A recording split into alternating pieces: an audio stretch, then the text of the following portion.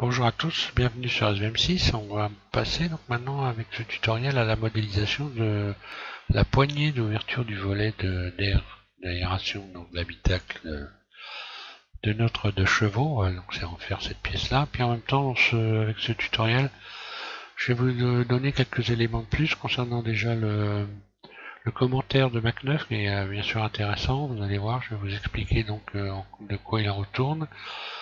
Et également, on va parler de ce tableau-là dont je ne me sers pas énormément pour une raison extrêmement simple, c'est qu'il y a tellement de pièces que je préfère directement aller cliquer sur les pièces plutôt que d'aller perdre mon temps dans le tableau. Donc on va parler quand même un peu de cette fenêtre ici. Et donc je vais retourner sur ma deux chevaux. Donc voilà la pièce qu'on va réaliser. D'ailleurs, je vois qu'elle manque un peu d'épaisseur. Donc c'est cette poignée qui se trouve en plein centre ici, donc de cette espèce de boîte. Dans cette boîte, vous avez le moteur des essuie-glaces. Le moteur des essuie-glaces se trouve ici à l'intérieur. Et c'est cette poignée qui permet d'ouvrir le volet qui est ici. Alors je vais vous donner encore quelques détails. Pour la vue en perspective, parce que là, vous voyez que j'ai changé un petit peu de vue. On peut passer à travers les objets, comme ceci. En sélectionnant la vue en perspective, donc en appuyant sur le 5 de votre pavé numérique, tout simplement. Soit vous êtes comme ceci, vous pouvez rentrer à l'intérieur des objets, ça peut servir quand on modélise. Je m'en sers pas très souvent, mais si on a besoin d'aller à l'intérieur, c'est pratique. Et puis donc, dans la vue normale, j'ai donc finalement opté pour la grille avec 80 losanges. Bon, on voit encore bien à travers finalement. Je pensais qu'on verrait plus, j'avais pas essayé, mais bon. Et je vais vous expliquer donc le petit commentaire de Mac9.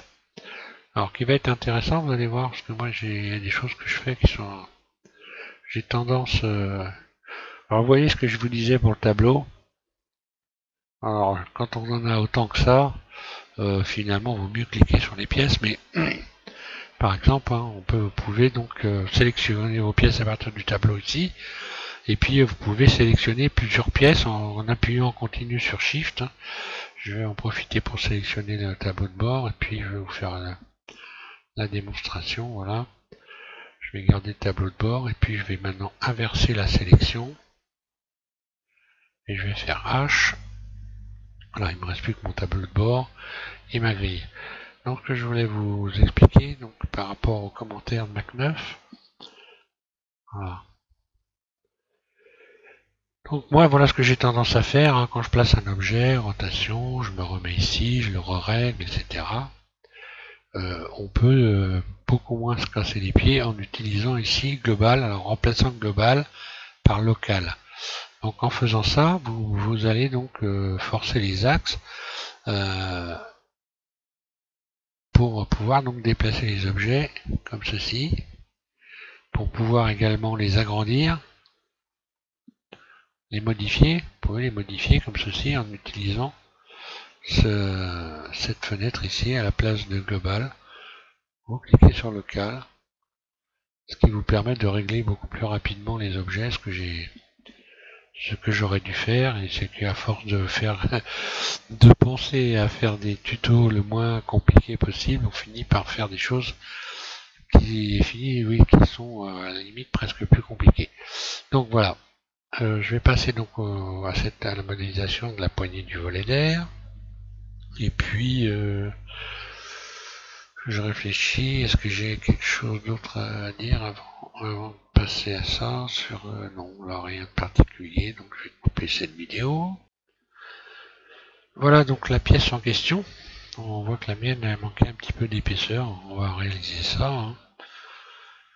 Et puis vous allez donc vous mettre en vue de dessus sur une fenêtre neutre. Ça vous évitera de vous casser les pieds, il suffit de rajouter les pièces. Pour rajouter les pièces, je pense que si vous avez suivi les vidéos, vous avez compris qu'on va ici. On peut faire ajouter, et aller chercher des pièces sur le fichier que l'on a modélisé et le rajouter à la voiture sans être obligé d'aller bouger la voiture quand il y a beaucoup de pièces. Ça évite de se casser trop les pieds, ça évite de ramer, ça évite beaucoup de choses. Voilà. Donc on va passer donc à cette pièce. Alors vous allez sur créer, vous ajoutez donc un cercle. Et ce cercle, vous allez retirer un peu des vertices ici.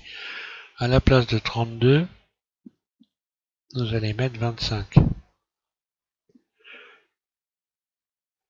Donc un clic gauche sur le chiffre. Et ici, vous pouvez taper sur votre pavé numérique 25. Je retourne en mode Edit avec mon cercle, la double flèche de mon clavier. Et là, vous allez sélectionner, vous désélectionnez tout d'abord. Non, d'ailleurs, vous ne désélectionnez pas tout. On va peut-être... si, vous désélectionnez tout, vu de dessus, donc je disais, on désélectionne tout. Et là, vous allez faire une sélection en partant d'ici, par exemple, vous sélectionnez 2 vertices, vous en laissez 3 et vous en resélectionnez 2. Vous laissez donc un espace de 3 vertices et vous sélectionnez 2. 3, 2, 3, 2. Normalement, vous avez, alors, contrôlez bien pour être sûr de soi, pour pas être obligé de recommencer, voilà. Par exemple,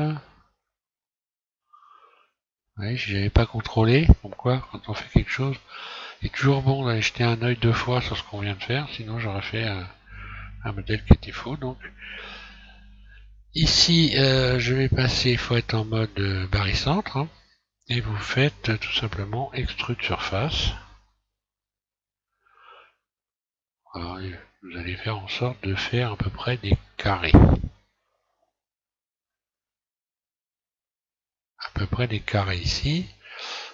Ici ensuite vous allez pouvoir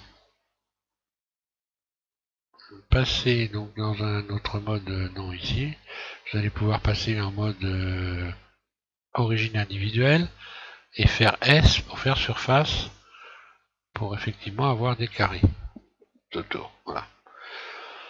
Ensuite on va donc déjà désélectionner tout, puis C, vous sélectionnez le cercle, vous resélectionnez le cercle sans sélectionner les bords.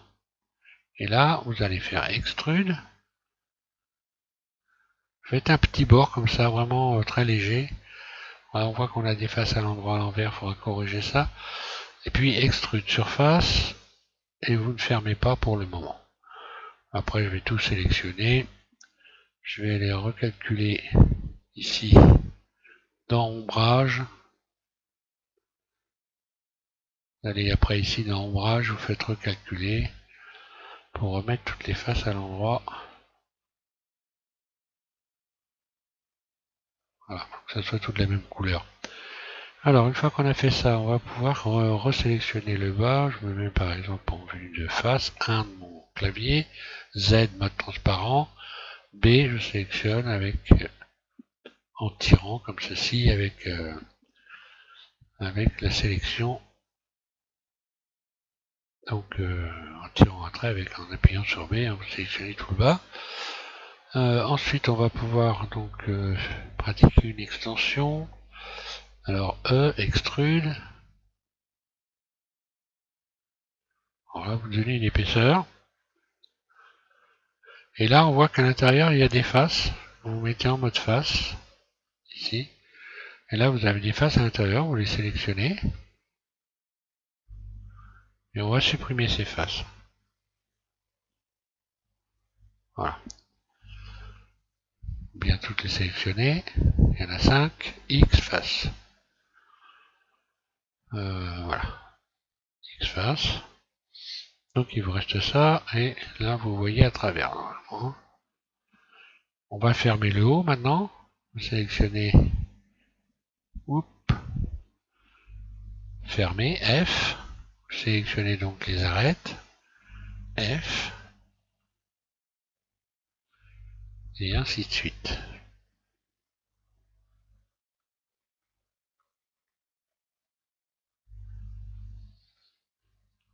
Voilà. Ensuite, en bas, on va resélectionner le tour. Vous allez faire une très très légère extension de surface. Je vais retirer la vue. Voilà. Alors, j'étais en mode perspective. Vue en perspective.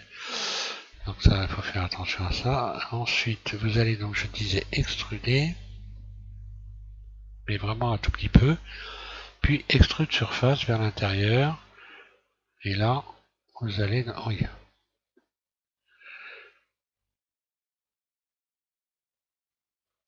Et là, vous gardez un cercle qui va correspondre donc à la tige filetée qui passe à l'intérieur. Extrude. Bon, ça peut toujours se régler par la suite. Hein. Voilà, on voit que je vais pouvoir recalculer. Hein. C'est pas bon d'avoir des faces à l'endroit, des faces à l'envers. Je sélectionne tout. Ombrage, recalculer. Tout est à l'endroit.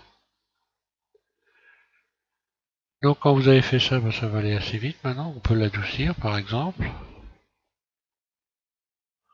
On va le subdiviser 2 fois.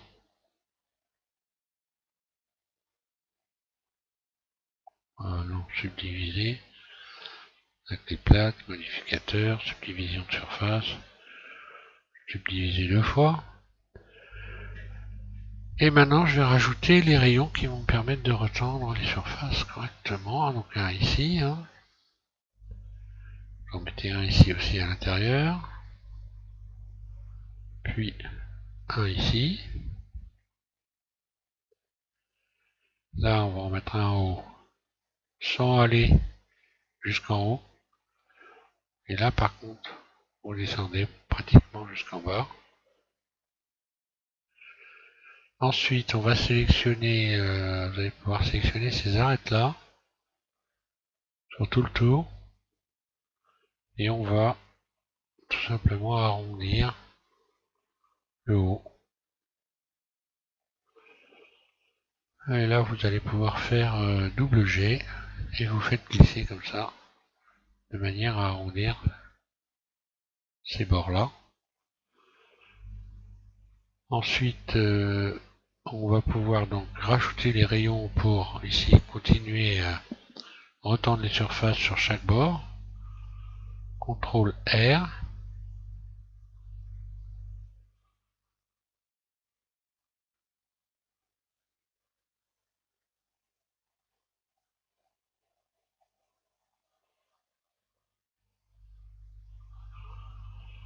Là, vous faites tout le tour.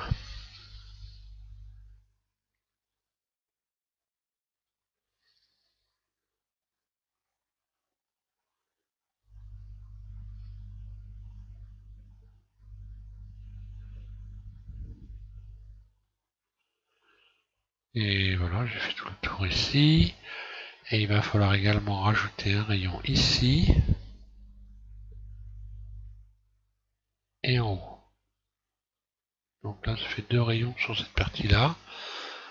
Ensuite, vous vous mettez en mode vertice, vous sélectionnez tout le tour.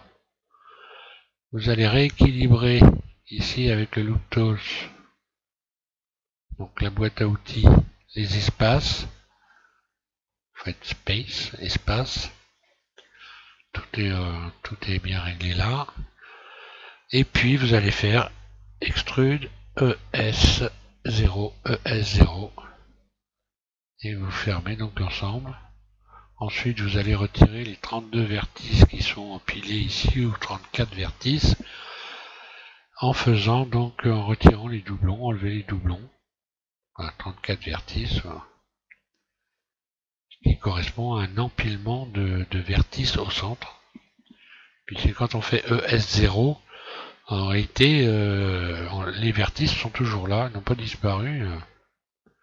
Et pour les faire, alors là, on a des faces triangulaires ici, hein. Et ces faces triangulaires, on ne peut plus y rajouter de rayons. Voilà.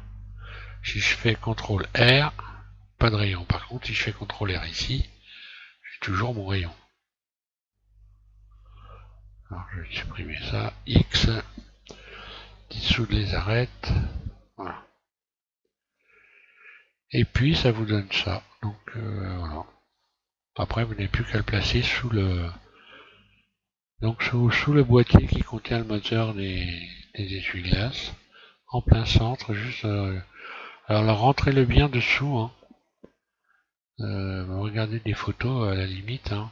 Il y en a plein sur le net pour le positionner correctement. Voilà, je vous remercie. Donc je vais m'arrêter là, il n'y a rien de plus à voir pour ça, hein. Après vous le texturez, c'est en règle générale c'est un gris, hein. Sauf erreur,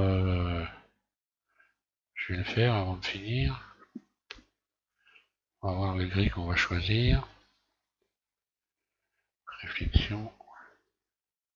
Mais pas normal d'ailleurs. Et puis ici ouvrir. Je vais aller dans les caoutchoucs et je vais choisir ce qui va me donner un gris. Plutôt celui-là. Ouvrir. Voilà.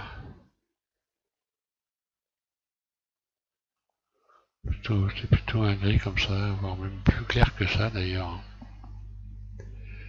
Bon là je fais ça à mémoire, hein, parce que c'est vrai que c'est de l'histoire ancienne, ouais. Ça ressemble plutôt à ça la couleur.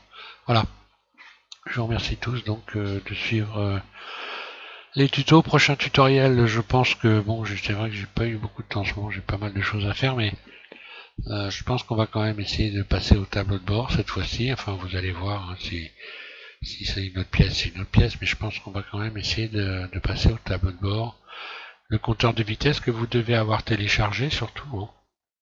Je me rappelle plus sous quelle vidéo, mais il est en téléchargement, donc le tableau de bord, la texture qui va avec, enfin le tableau de bord, le compteur de vitesse, la plaque donc du compteur de vitesse qui permet d'avoir le compteur texturé.